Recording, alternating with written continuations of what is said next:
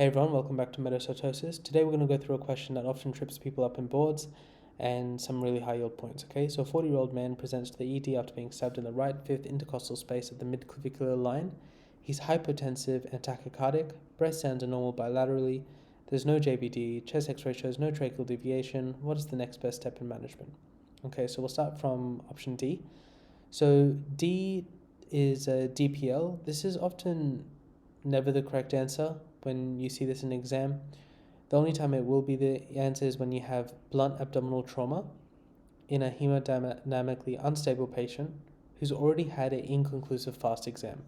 Okay, so it's really hard for them to test you on this, so it's often never the correct answer, and there's a better answer in this case out there, so we'll cancel that one out. C, chest tube placement. So this is going to be how you manage a pneumothorax, specifically a tension and hemothorax.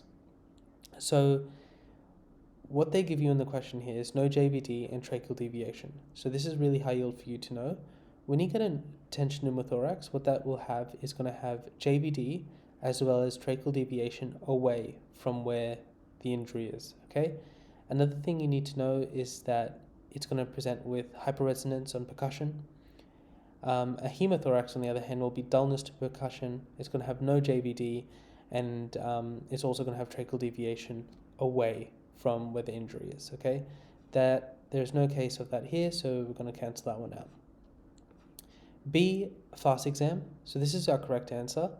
What you need to know is any penetrating trauma below the nipple line, so around the fourth intercostal space, is going to be treated as abdominal an abdominal pathology until proven otherwise, okay? So we've got a patient here with hypertension and no thoracic findings. For example, there's no change in his breath sounds. So you want to do a fast exam because it's the quickest non-invasive tool to detect if there's any peritoneal bleeding.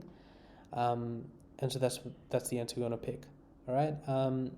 Option A is going to be a pericardiocentesis. So that's going to be classically associated with cardiac tamponade and how to treat it. What you need to know about cardiac tamponade is diagnosed with the triad, so it's hypotension, JVD, and muffled heart sounds. That is essentially how you diagnose it. It's a clinical diagnosis, and to treat it, you'll do pericardiocentesis. That's it for today. If you found this helpful, then give us a follow and check out our other content, and cheers.